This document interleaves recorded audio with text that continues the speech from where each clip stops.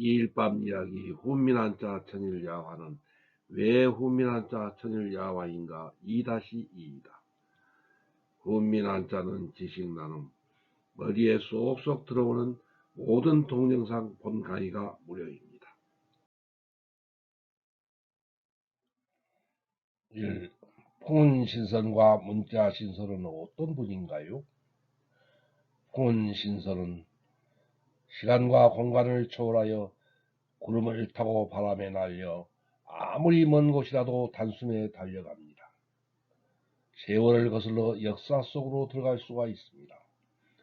문자신선은 소전이나 대전과 아무리 어려운 한자도 가리지 않고 곧바로 올바르게 자원풀이를 합니다. 훈민한자 김정호는 두 분 신선의 도움으로 지난 30여 년 동안 끊임없이 훈민한자의 저작과 편집과 동영상 강의를 제작하였습니다. 여러분이 훈민한자 강의와 훈민한자 천일야화라는 샘물을 마시다 보면 척척박사로 한국처럼 쉽게 한자를 읽고 쓰게 될 것입니다.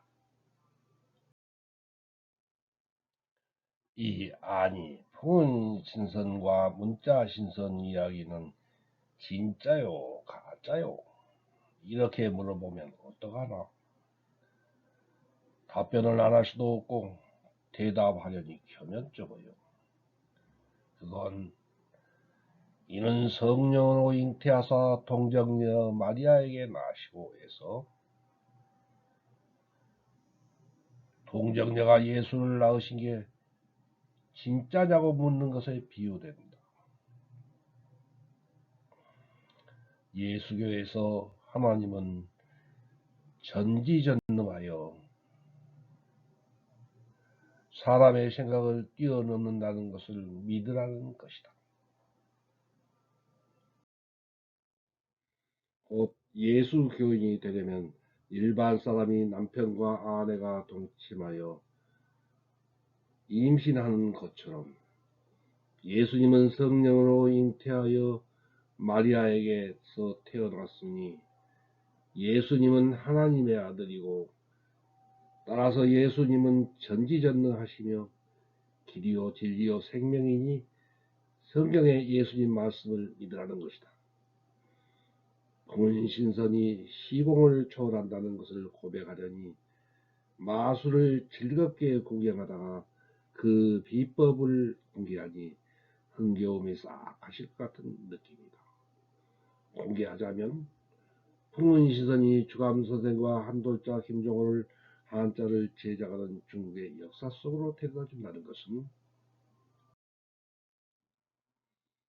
바로 고전을 섭렵하여 곧 많은 참고문을 깊이 탐구하면서 한자의 자원을 연구하는 것을 말한다. 참고문 속에 중국에서 한문에 사용하는 문자를 제작하고 써내려온 기록이 다 숨어 있다는 것이다.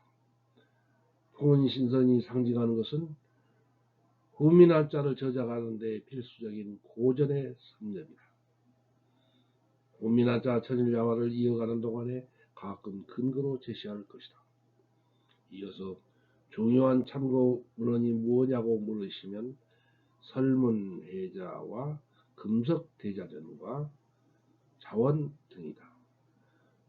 훈민한자 강의 기초한자 학습편 안표지에 그 외에 자세한 목록이 있다. 훈민한자는 미국 제임스 브루너 교수의 구조학습 이론에 따라 교재를 서술하고 훈민한자의 완전학습 과정을 성립하였다. 문자신선은 인간 두뇌의 뛰어난 능력인 영감을 말한다. 훈민한자를 저작하면서 참고문헌을 뒤적이며 아무리 연구를 해도 자원 해석이 논리적으로 풀이가 잘 안되는 한자가 많았다. 시중의 한자 교재처럼 풀이가 안되는 한자를 비논리적으로 아무렇게나 얼렁뚱땅 원고를 마무리하여 한자 교재를 펴낼 수는 없는 일이다. 그렇다고 지금까지 써온 한자 교재의 원고를 휴지통에 버린다면 20년 공근탑이 물거품이 되는 중대한 갈림길이다. 그런 한자들이 시간이 흘러도 오랫동안 해결이 안 되고 노트에 쌓여갔다. 그러던 어느 날 또다시 문헌을 찾아보고 고심하다가 깊이 잠이 들었다. 잠이 깨고 나서 마음 내키는 대로 참고 문헌의 하나인 금석대자전을 집어들었다. 그것을 찾아보면서 추리를 하니 이거구나 하고 답이 나왔다. 3. 만맹의 자원풀이. 독일어 후미나자 강의 기초한자 학습편에 자원의 해석이 틀리기 쉬운 까닭에서 만맹을 살펴보기로 합니다. 만맹의 자원풀이는 국제 한자 명의 권지용 저와 비교하겠습니다. 권지용 저 국제 한자 명예에는 맹, 막, 첩, 우두머리, 클, 힘쓸, 망, 맹랑할, 아들자와 그릇명 음부의 합침, 큰 그릇에 목욕시키고 있는 첫 아들을 뜻하여 된 자, 이렇게 되어 있습니다. 그런데 큰 그릇에 목욕시키는 경우에 아들, 딸, 큰아들, 작은아들을 다 목욕시키는데 그 글자의 뜻을 큰 아들이라고 한정하는 것은 논리에 맞지 않습니다. 권 선생이 그릇명을 그릇명 그대로 해석한 것이 옳으냐, 아니면 후미나자 사전의 피현로 해석하는 것이 옳으냐 하는 것입니다. 한자에서 부분 글자를 결합하여 새로운 글자를 만들 때 점획을 생략하는 경우가 있는데 이때 가운데 부분을 생략하는 경우가 있습니다. 금석대자전 561부터 562쪽에 만명의 다양한 전서가 무려 57자가 있는데 그 중에 노대사도이 고주고 맹의정 적고 시계정 적고 두자 맹인 병매 네 곳에는 피혈이며 따라서 이 글자에서 그릇명은 피혈의 획지름으로 본 것입니다. 이 그림은 그릇명의 도우미 그림입니다. 그릇명의 대전이고 소전이고 해서입니다. 그릇명의 자원은 그릇명은 그릇의 모양을 상형한 글자로 음식을 담는 부분과 그릇의 몸과 바닥면이 있는 일, 그릇이라는 뜻입니다. 이 그림은 피혈의 도우미 그림입니다.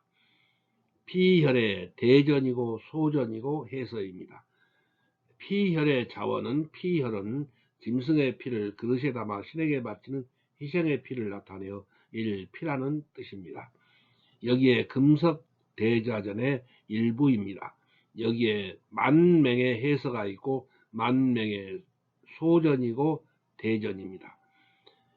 여기에 붉은 점으로 나타내는 이 글자에는 아들자의 피혈을 결합하여 만명의 글자로 나타내었습니다. 그러니까 이렇게 점이 있습니다. 그런데 다른 글자는 점이 없으니까 아들자의 그릇명의 모양인데 사실은 아들자의 피혈을 나타낸 글자에서 점을 생략한 모양입니다. 왼편 금석대자전의 표제자는 만명은 아들자 더하기 그릇명이다. 그런데 사실은 그릇명은 피혈의 획줄입니다. 아들자와 피혈을 위아래로 포개어 새로 한자를 만들 때 피혈의 점을 생략하는 것은 다른 글자에서도 흔히 볼 수 있다. 다음에서 후미나자 자원에서 만명을 살펴보면 잘 알 수 있다. 이 그림은 아들자의 도우미 그림이고 아들자의 대전과 소전이고 아들자입니다. 그래서 아들자는 아기의 머리와 몸과 팔을 나타내고 있습니다. 그래서 아들자입니다.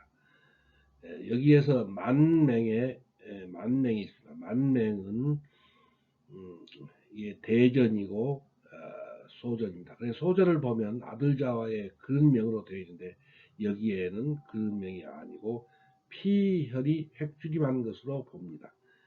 그래서 자원은 만명은 아들 중에서 조상의 피느니까 핏줄을 이어가는 첫째 아들이라는 뜻을 나타내어 일맞이라는 뜻이며 맞이를 차례에 비유하여 첫이라는 뜻이 되고, 맞이에 대한 기대가 허물어지듯이 믿었던 일이 허망한 경우를 나타내요. 3. 맹랑하다는 뜻이 되고, 성시로 쓰여 맹시라는 뜻이 됩니다. 그래서 이와 같이 권 선생이 만맹을 아들자의 그런 명을 합한 것으로 해석하면 논리에 맞지 않고 피혈의 획주림이라는 것을 찾아내면 이렇게 만맹의 풀이가 논리적으로 정확하게 되는 것입니다. 어떤 심리학자가 사람의 머리는 잠자는 동안에 무의식과 잠재의식에서 생각하고 추리하고 판단하는 사고 활동을 진행한다며 내가 겪은 것과 비슷한 경우를 강의하는 것을 들은 적이 있습니다. 김규환 명장의 글 어머니 저는 해냈어요에 이런 글이 나온다. 이 글은 다음 URL을 클릭하면 나옵니다. 가공기계 개선을 위해 석 달 동안 고민하다 꿈에서 해답을 얻어 해결하기도 했지요.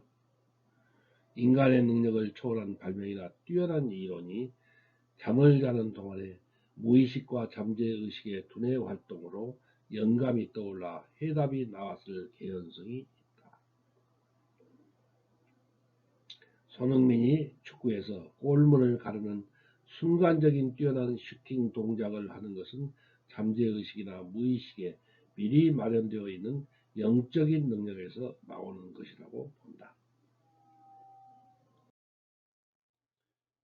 여러분에게 영적 능력이 뛰어난 문자 신선이 필요하다면 고도로 정신을 집중하여 꾸준히 연구하고 노력하여 이와 같이 갈고 닦아 나가보면 그렇게 될 것 같다. 한국기원 바둑국가 대표팀 감독이고 젊어서 여러 차례 세계를 제패한 유창혁 구단은 바둑 경기를 해설하면서 프로 바둑 기사들이 풀기 어려운 묘수풀이나 인공지능 바둑에서 풀리지 않는 난제를 잠을 자면서 무의식과 잠재의식에서 해결이 되는 것은 여러 기사들이 흔히 겪은 일이라고 하였다. 주감 선생, 오늘의 고사성어는 샤흐리야르 왕의 팔 개과천선을 뽑았습니다. 개과천선, 고칠게 허물과 옮길천 착할선, 잘못 들어선 길을 버리고 착한 사람으로 다시 태어나겠다는 결의를 실천하여 마침내 이루감을 이루는 말입니다. 한돌자, 진서 본전에 있는 이야기입니다.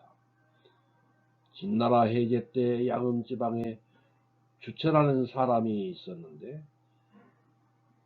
태수 벼슬을 한 주처의 아버지 주방이 그의 나이 10살 때 세상을 떠났습니다. 그는 아버지의 가르침과 보살핌을 잃어 하루 종일 할 일 없이 방탕한 생활을 하며 지냈습니다. 또 남달리 몸이 건장하고 힘도 세어서 걸핏하면 남을 두들겨 패는 사나운 사람이 되어 마을 사람들로부터 폭력배로 지탄을 받게 되었습니다.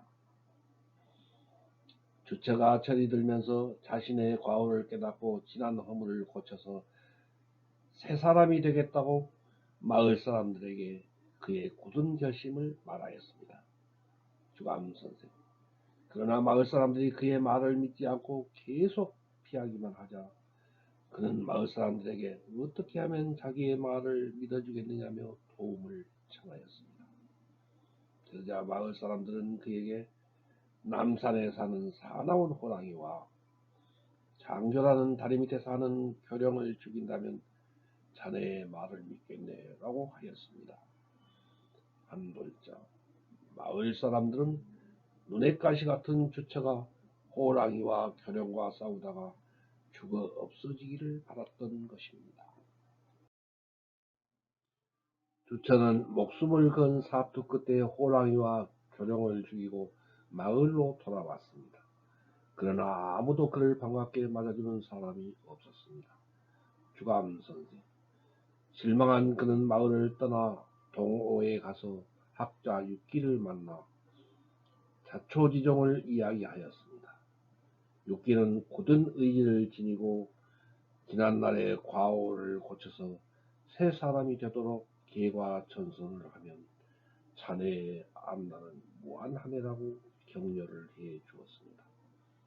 주천은 이에 용기를 얻어 이후 10여 년 동안 학문과 덕을 익혀 마침내 학자가 되었습니다. 말과 행실이 전혀 다른 성실한 사람이 되었다는 이야기입니다. 한돌자.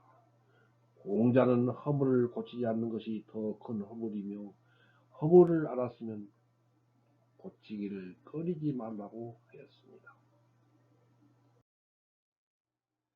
계과천선한다는 것은 자기가 지은 죄는 반드시 벌을 달게 받아야 하고 면죄부를 받으려면 자기가 지은 죄를 갚을 만한 크게 좋은 일을 해서 덕업을 쌓아야 합니다. 샤의 아르 왕이 진실로 계과천선한 것이 맞나요? 한돌자. 글쎄요. 왕은 무소불위의 권력자라고 합니다. 그러나 샤흐리야르 왕이 아무 죄 없는 수많은 양가집 귀수를 왕비로 삼겠다고 데려다가 무참하게 죽인 것은 큰 죄를 지은 것입니다. 천벌을 받아야 마땅한 것입니다. 샤흐리야르 왕이 하룻밤을 자고 나서 곧바로 아무 죄 없는 왕비를 처형하던 잔인무도한 나쁜 짓을 고쳤으니 일단 계과천선한 것이라고 볼 수도 있습니다. 그러나 그가 자기 잘못을 진심으로 뉘우친 이야기가 있었으면 좋겠습니다. 어떤 천벌을 받은 이야기도 있어야 할 것 같습니다. 가난하고 불쌍한 백성을 위하여 널리 덕업을 베푼 이야기가 있어야 제대로 계과천선을 한 것이 됩니다. 주감 선생, 그러면 이야기의 마무리를 어떻게 바꾸면 좋겠는가요? 한돌자, 예, 샤흐리야르 왕이 남보기에는 행복하게 보였지만 밤마다 꿈속에서 억울하게 죽은 귀신에게 가인을 당하여 불행한 여생을 마쳤다고 끝맺으면 어떨까요? 샤흐리야르 왕이 지은 죄에 대하여 아무런 벌도 받지 않고 계과천선하여 행복하게 살았다면 권선징악에는 맞지 않습니다.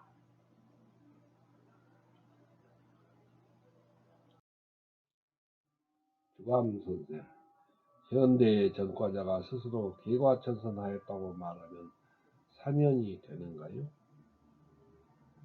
한돌자. 현대의 흉악범이 재판정에서 스스로 계과천선하였다고 아무리 힘주어 변명하는 말을 해도 죄를 용서하고 무죄 석방을 하지 않습니다. 죄에 합당한 처벌을 받아야 합니다. 범행을 진심으로 뉘우치고 석방 후에 오랜 기간 범행을 되풀이하지 않아야 합니다. 선행을 쌓으면서 새로운 사람이 되었다고 남이 인정을 해야 합니다. 그러면 흉악범도 비로소 계과천선을 한 것입니다. 그래서 현대에는 죄를 지어 형벌을 받은 사람이라도 그럴 여건이 되면 대통령의 명령으로 사면과 복권을 받습니다. 그러면 다시 민주시민의 주권을 회복하게 됩니다. 존경하는 시청자 여러분, 내용이 좋으면 좋아요와 구독을 클릭하여 주세요. 첫날 밤 이야기부터 마지막 밤 이야기까지 모두 시청하여 한자 도사 되세요. 시청하신 의견을 댓글로 써주세요. 훈민학자 천일야화를 이웃 초중고등학생에게 알려주세요. 중고등학교 한문 선생님에게, 석사, 박사 논문을 쓰려는 대학원생에게, 로스쿨이나 의과 전문대학원 입시 준비생에게, 공무원 등 각종 시험 공부를 하는 분에게 훈민학자 천일야화를 꼭 알려주세요.